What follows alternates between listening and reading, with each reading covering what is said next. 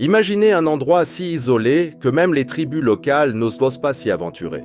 Des canyons plus profonds que le Grand Canyon, cachant des espèces que les humains n'ont jamais nommées. Aujourd'hui, nous allons explorer plusieurs vallées reculées disséminées sur notre planète. Abonnez-vous et cliquez sur « J'aime » pour soutenir notre chaîne. D'ailleurs, de quelle ville regardez-vous cette vidéo? Commençons. «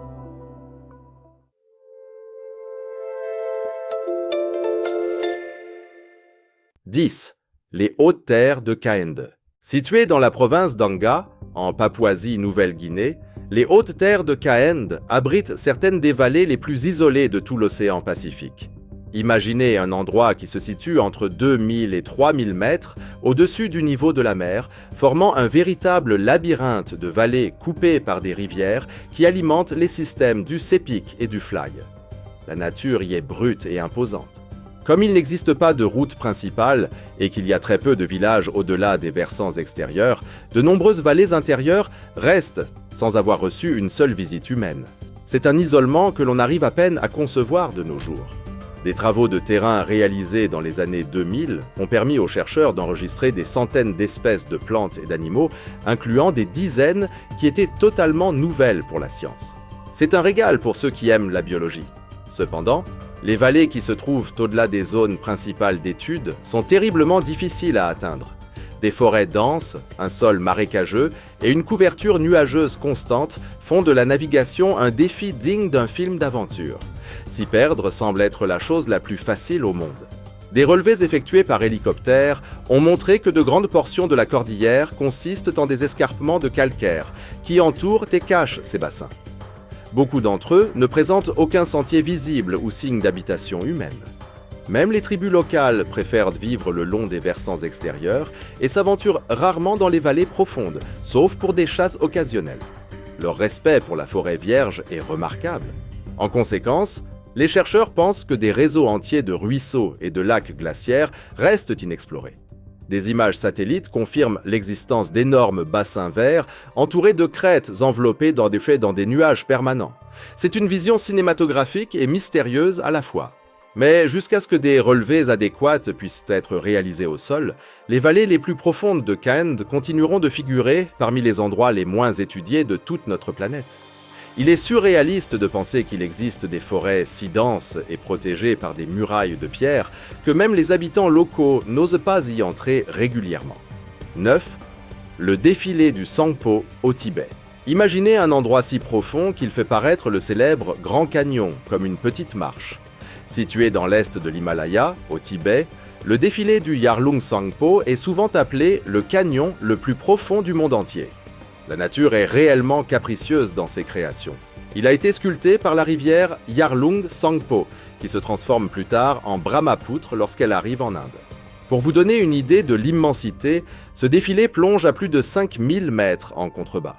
Durant presque tout le XXe siècle, même la cartographie de base de cette région était quelque chose d'extrêmement limité et difficile à réaliser. Jusqu'à la fin de la décennie des années 90, très peu d'étrangers avaient réussi à accomplir un voyage entier à travers ce défilé. Le climat y est une folie complète, mélangeant le froid des altitudes élevées avec une chaleur subtropicale qui génère des tempêtes soudaines et des brouillards épais sortis de nulle part. C'est le type d'endroit où la nature dicte les règles tout le temps. Plusieurs expéditions ont tenté d'explorer le lieu, incluant une équipe de la National Geographic en 2002 qui a documenté et confirmé cette profondeur absurde. Malgré tous ces efforts, les parties les plus basses du défilé n'ont pas encore été cartographiées en détail par quiconque. Il n'existe aucun établissement humain permanent dans la section centrale, et de grandes parties ne peuvent être accédées qu'au moyen d'une marche qui dure plusieurs semaines consécutives. Il faut du souffle et de la détermination pour affronter un tel sentier. Des images satellites montrent des ravins escarpés qui se ramifient du canyon principal, et qui, très probablement, n'ont jamais reçu de visite humaine. Aujourd'hui encore, le gouvernement chinois restreint l'accès à une bonne partie de la région environnante, invoquant des préoccupations concernant la sécurité des aventuriers et la préservation du site. Mais ce qui existe à l'intérieur des affluents les plus profonds, qu'il s'agisse d'espèces animales inconnues ou de cascades cachées, continue d'être une grande incertitude. Ce que nous savons clairement, c'est que cette vallée est l'un des derniers grands corridors naturels inexplorés de la face de la Terre. Il est fascinant de penser qu'en plein milieu de l'année 2026, il existe des abîmes de 5000 mètres qui gardent des secrets que même les satellites ne parviennent pas à déchiffrer totalement là-dessous. 8. La vallée de la rivière Paroo, en Australie occidentale. À l'intérieur de l'Australie occidentale, la vallée de la rivière Paroo est l'un des bassins de drainage les moins visités de tout le continent. Elle est la dernière rivière totalement libre et sans régulation de tout le bassin de Murray-Darling, coulant librement dans un environnement rempli de lacs de sel, de cuvettes d'argile et de crêtes rocheuses basses. C'est la nature dans son état le plus pur et le plus sauvage. Comme l'eau n'y apparaît que de temps en temps, la vallée soutient un mélange très curieux d'écosystèmes qui dépendent totalement de l'époque et de la force des crues. C'est un cycle de vie fascinant à accompagner.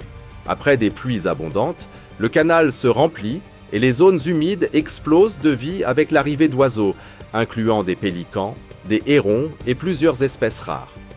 En revanche, quand le climat s'assèche, ce même paysage devient une étendue presque impossible à traverser, remplie d'argile fissurée et de plaines couvertes de croûtes de sel. À cause de ce changement extrême, très peu d'équipes scientifiques se sont risquées dans le bas Paroo durant les phases de crue active, et la logistique pour une étude à long terme est un véritable cauchemar. Imaginez transporter tout l'équipement dans ce bourbier ou sous une chaleur accablante. Il existe des indices de chemins de ruisseaux anciens et de systèmes de dunes enterrés sous des couches de limon, ce qui suggère une longue histoire de changement climatique dans la région.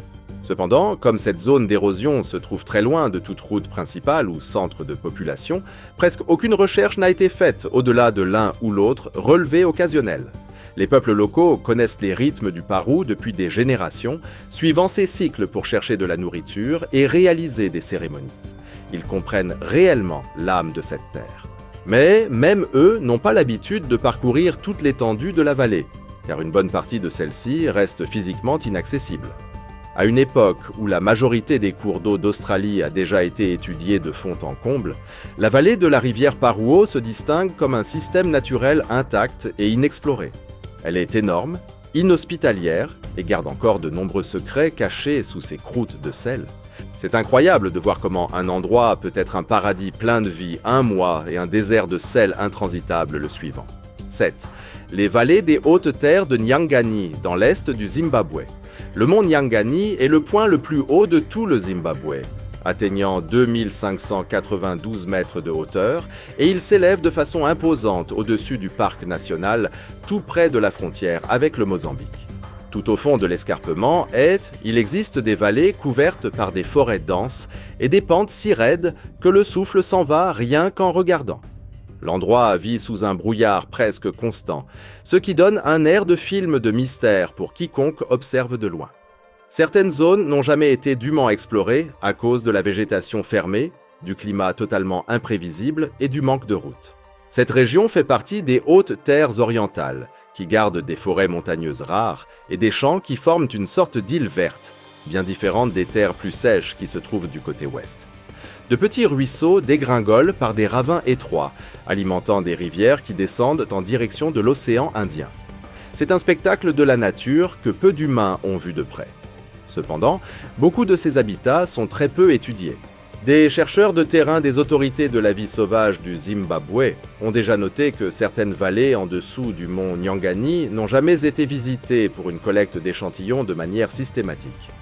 Les communautés locales, Shona, considèrent des parties de la montagne et ses vallées comme des terres sacrées et évitent d'y entrer sans une nécessité extrême. Ce respect culturel, ajouté aux défis naturels du terrain, a maintenu une grande partie de la zone dans un état totalement pur et intact.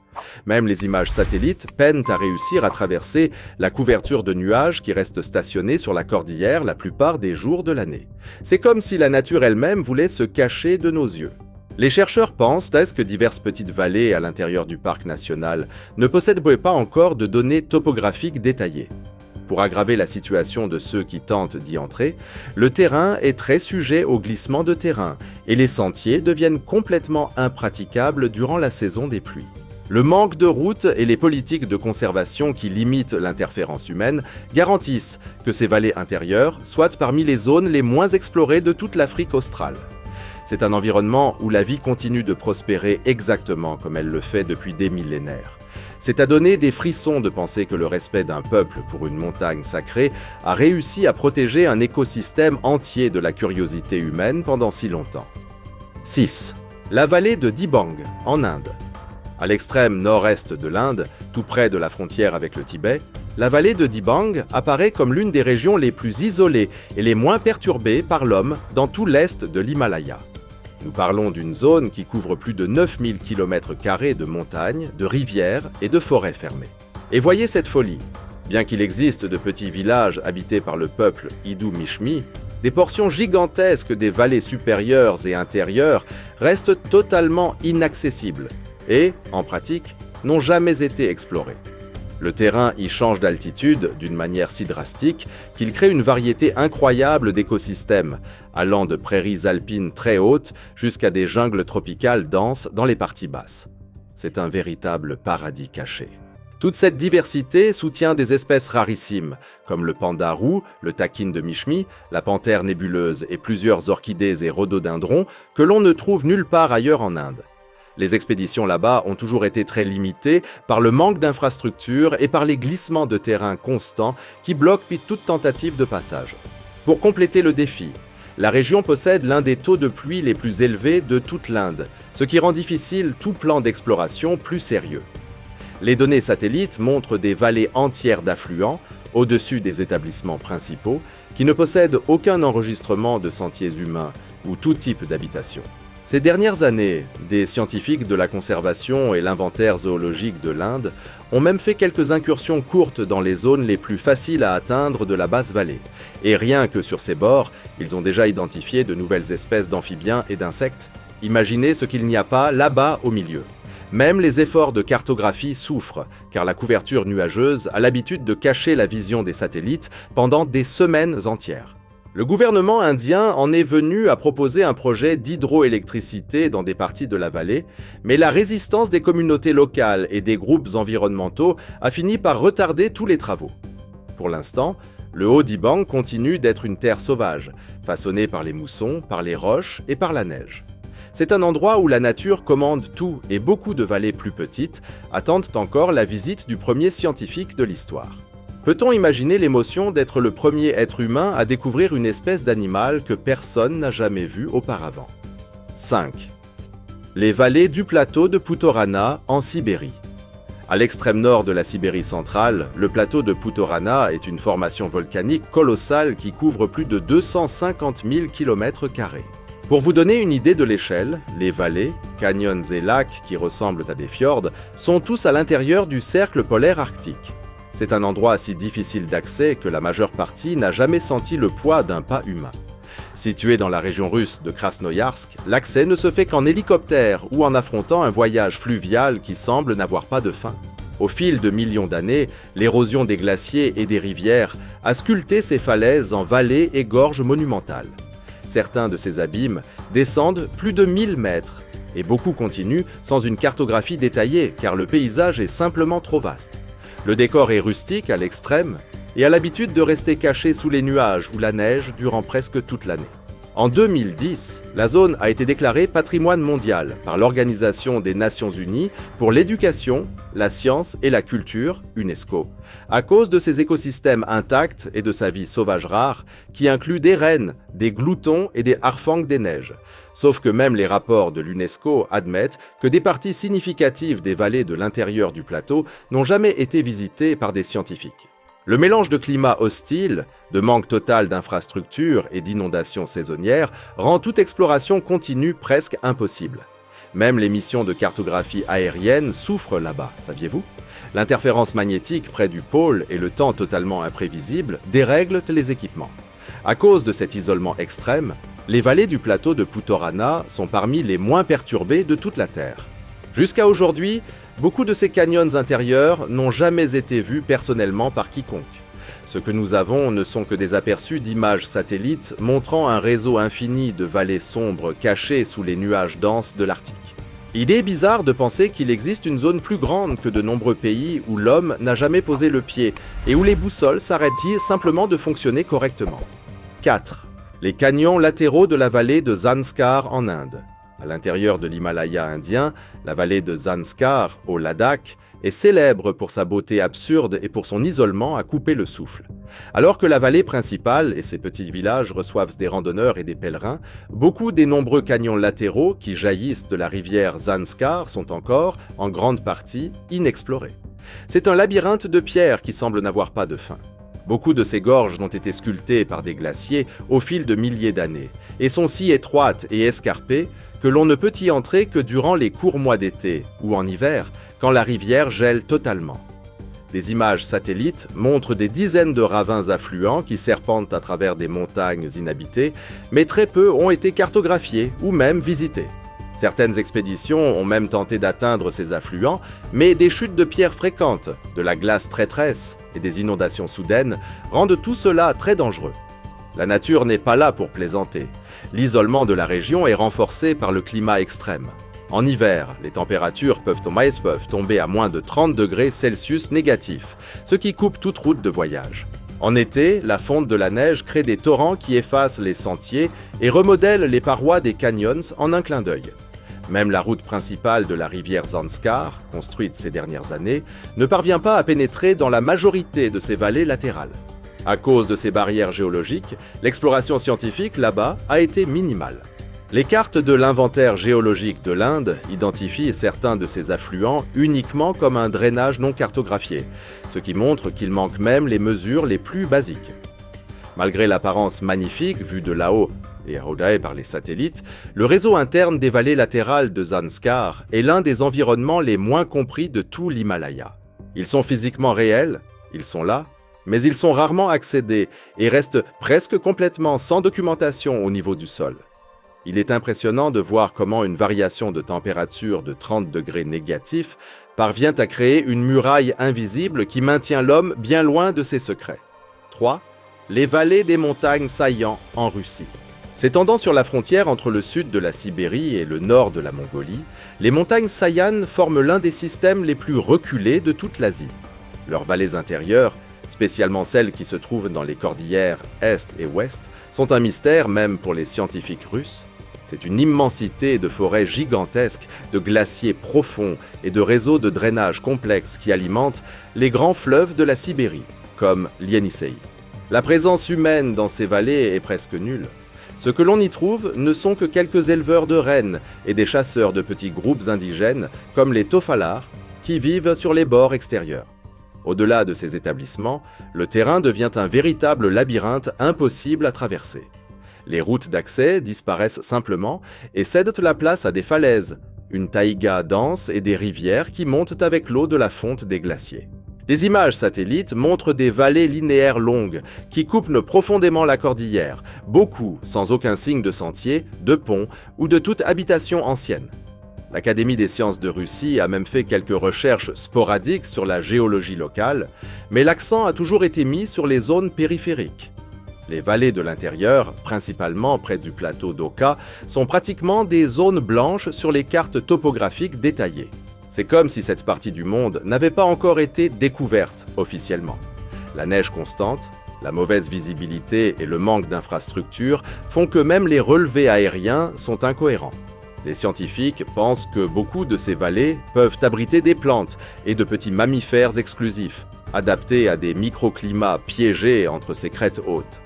Mais confirmer cela est difficile sans un travail de terrain à long terme. L'hiver rigoureux, avec des températures qui chutent à moins de 40 degrés Celsius négatifs, et les inondations saisonnières éloignent tout explorateur. Les expéditions exigent une autosuffisance totale et dépendent des rivières pour l'accès. Le résultat est que des zones énormes des vallées de Sayan n'ont jamais été visitées personnellement, étant l'un des plus grands déserts inexplorés de l'Eurasie. Ce doit être une sensation d'isolement total que d'être dans un endroit où le thermomètre marque 40 degrés négatifs et où il n'existe pas une seule carte fiable. 2. Les vallées de Kakar en Chine. À l'extrême ouest de la région autonome du Xinjiang, en Chine, là où les montagnes du Pamir rencontrent les bords occidentaux de la cordillère du Kunlun, se trouvent les vallées de Kakar. C'est une série désolée de gorges et de bassins qui restent presque entièrement inexplorés. Cette région fait partie de ce que nous appelons le toit du monde, un enchevêtrement de sommets glaciaires qui font frontière avec le Tadjikistan et l'Afghanistan. Même pour les standards de l'Asie centrale, la zone de Kakar se distingue par son isolement total. Avec des élévations qui atteignent 6000 mètres, les parois des vallées sont tranchantes et instables, façonnées par des cycles continus de gel et de dégel, et beaucoup sont remplis de débris de glissement constant. Ces conditions sévères, l'air raréfié, le froid qui dure toute l'année et l'absence complète d'infrastructures ont garanti que très peu d'étrangers, ou peut-être aucun, ne soient jamais descendus dans ces profondeurs.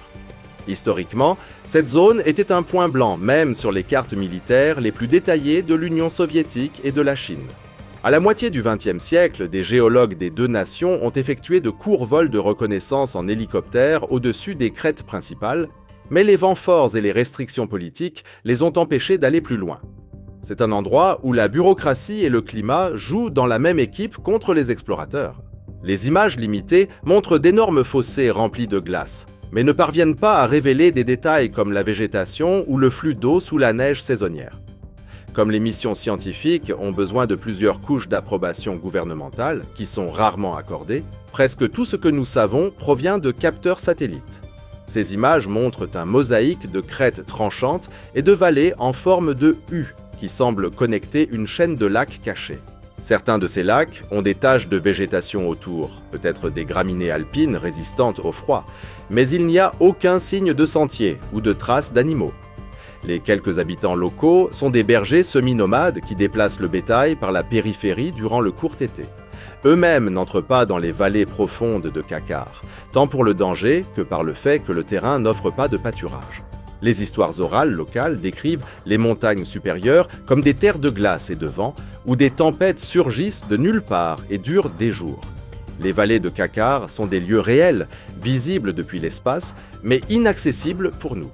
L'isolement ici était naturel et politique, façonné par la glace et par les frontières rigides. C'est l'un des derniers coins de la Terre où le silence de la pierre et de la neige dure depuis des millénaires sans une seule empreinte humaine enregistrée. Il est impressionnant de voir comment 6000 mètres d'altitude et une pincée de bureaucratie peuvent maintenir un lieu totalement invisible pour le reste du monde. 1. Le système de vallée de Yangalo en République démocratique du Congo. Caché dans les hautes terres du nord-est de la République démocratique du Congo, tout près de la frontière avec le Soudan du Sud et l'Ouganda, ce système de vallée est l'une des régions les moins connues de tout le continent africain. Alors qu'une bonne partie des forêts tropicales de l'Afrique centrale a déjà été cartographiée par satellite, ce corridor est effrayamment peu documenté. Même en étant dans l'une des zones avec la plus grande biodiversité de la planète, presque aucun travail de terrain scientifique direct n'a eu lieu là-bas. La nature est celle qui commande dans le secteur. La vallée de Yangalo fait partie d'un bassin de drainage plus grand qui alimente la rivière Wa, un affluent du géant Congo. Elle descend de crêtes hautes qui montent à environ 2000 mètres avant de se transformer en plaine d'inondations couvertes par des forêts. Vue de haut, la vallée ressemble à un labyrinthe de canaux sinueux et une végétation si dense qu'elle ne montre aucun signe d'établissement humain. Pour vous donner une idée de l'isolement, les sentiers les plus proches se terminent à plus de 100 km de distance.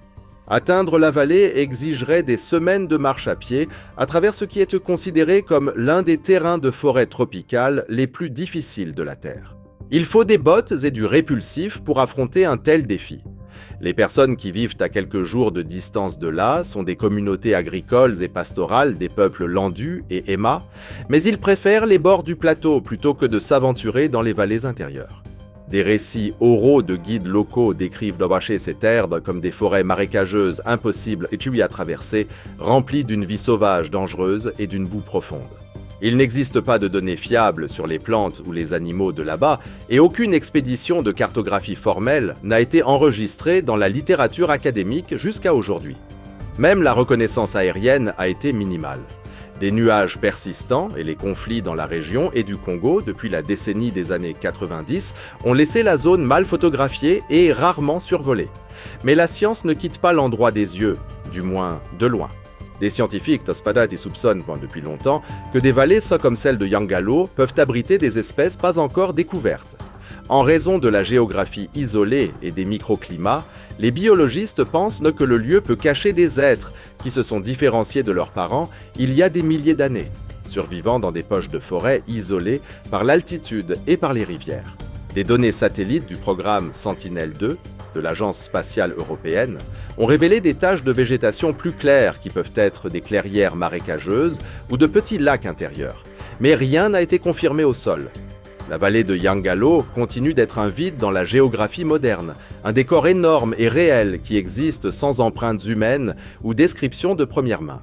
C'est fascinant et en même temps effrayant de penser qu'une forêt entière peut avoir évolué de manière isolée pendant des milliers d'années sans que nous ne sachions rien. Lequel de ces vallées vous a le plus surpris? Écrivez le nom de votre ville en commentaire, lâchez un pouce bleu et abonnez-vous. D'autres vidéos passionnantes s'affichent déjà sur votre écran. Cliquez pour continuer l'aventure. À très bientôt.